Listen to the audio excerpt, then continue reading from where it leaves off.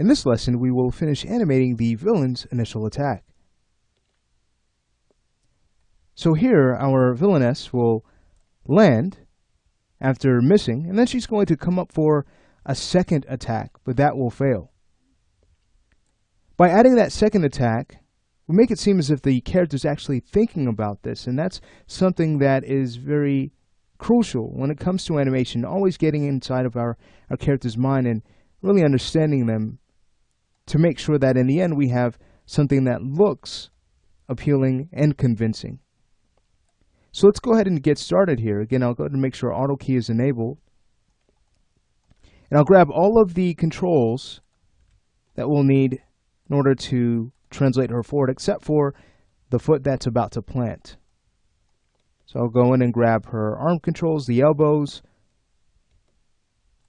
her left knee control, her right knee. All right, let's make sure all of these are selected. And now we can go to our move tool. Keep in mind, again, we're using local mode here. However, when we start to move locally, you can see that every control will move according to its local space. However, if we have our screen space manipulator active, we can go ahead and move as if we were manipulating the control set in world mode. To have this enabled, you do that under the Customize menu, Preferences, and you'll find it underneath the Gizmos tab. Here it is. So let's make sure that's on.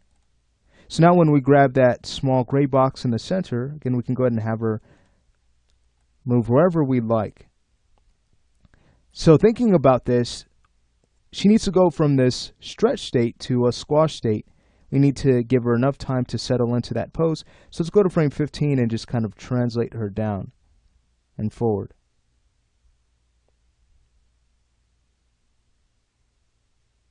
Okay, great.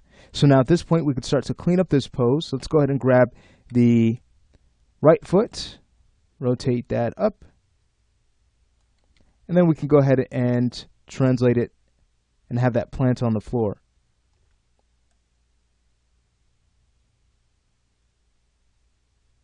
Okay, great.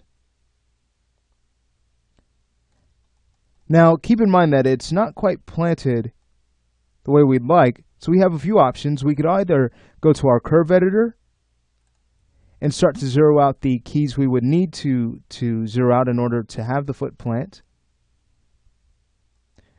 That would be the position Z-axis for one.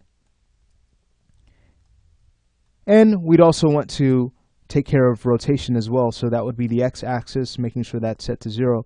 Another way to do this is to use transform to 0. So I'll go ahead and alt-right click and use that from this Animate Quad menu. Now keep in mind, this isn't always going to be the best choice, especially as our characters move further and further away from the global marker here. Also, as we start to really rotate our controls to a point where they're not quite zeroed out, but instead maybe closer to 360 degrees or so, again, transform to 0 is just going to cause some undesirable flipping when we start to scrub through our animation. All right, but in this case, we can use it. It's all about using the tools that we can to work faster. All right, so I have her now bringing that foot forward. I might go ahead and take that key that was on 17, bring that back to 15. Let's take a look at the rotation of this foot. I might bring that out a little bit more in the Z-axis, just for a more natural position. Okay, now for the center of gravity, let's go in and rotate her down just slightly here. We'll also go to her hips and rotate them in the opposite direction given the state of her legs right now. So I'll just go to the hip control and twist that in. Now her chest, remember, she just made a pretty strong attack, so naturally the chest will rotate in the opposite direction to rest. And then we'll have this rotate down to reflect the follow through here. But keep in mind that her head, of course, is going to be rotated up. She's still looking forward. She's not looking down. That wouldn't be wise with the other character also being armed. All right, great. Now for follow through for her left arm, we'll have that swing forward. Let's also go ahead and start rotating that in place. Beautiful. Then we could take a look at her shoulder here. We could also tweak that, bringing that forward. Then I'll go to her elbow, start to tweak that, just bring it in a bit closer to her.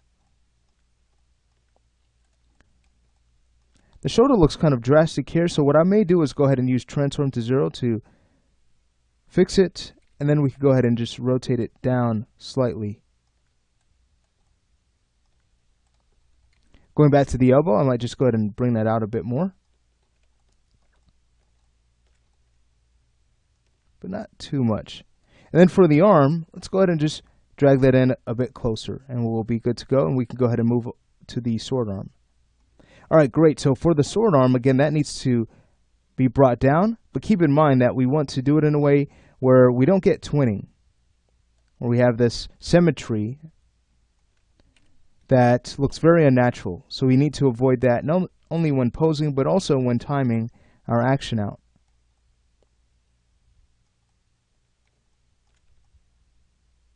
Okay, great.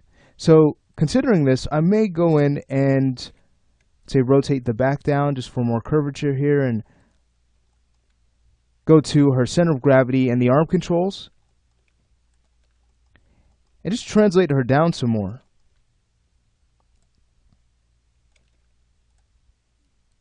Just so we could really exaggerate this pose some more. And yes, she's starting to touch the green character, but remember at that point the green character is already going to move out the way and get ready for her counterattack. So we now have the left foot to take care of. So again, what we could do is use transform to 0 and then just slide that forward. Let's test this out, making sure we like the distance here. I'll bring that back to 15. Beautiful. I might need to just bring that forward a little bit more. Fix the timing here. Great. Now, also keep in mind that the ankle will be broken if we go ahead and leave it planted the way it is. So we need to make sure that the character is as comfortable as possible in her pose. So let's go ahead and rotate this up, kind of over a little bit here. That's a rule I like to keep in mind, that the character will always be as comfortable as possible. All right, great. So let's go ahead and make sure that we lock down our poses. We could always double check after we're done blocking, but I like to do this throughout at the start just to make sure that it's done, so we can lock down all of the poses we like without having to worry about losing any information when we go back to our smooth pass to refine it. All right, so now we're ready to animate the villain's second attack. So again, we're getting into her mind. She's going to be persistent. She's going to keep on the attack. But unfortunately for her, it's not going to happen because the heroine is going to knock her out at that point. So let's go to frame 19. Let's go ahead and have her kind of move up.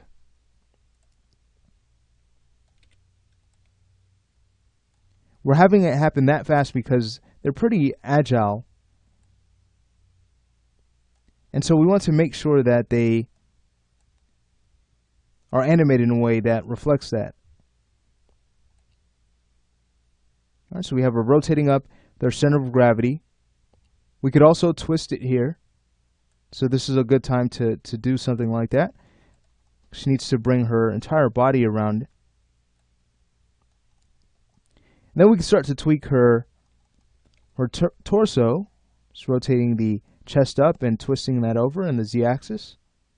Let's do the same for the back. Just kind of rotate that. And taking a look here, let's go to the sword arm, and we'll want that to move up, and then rotate that back for her next attack that she's about to make. Let's make sure that the elbows look natural. Let's bring those in. And the shoulder as well. We'll need to go ahead and rotate that back given the position of her arm. Her head will tweak, so she is still looking at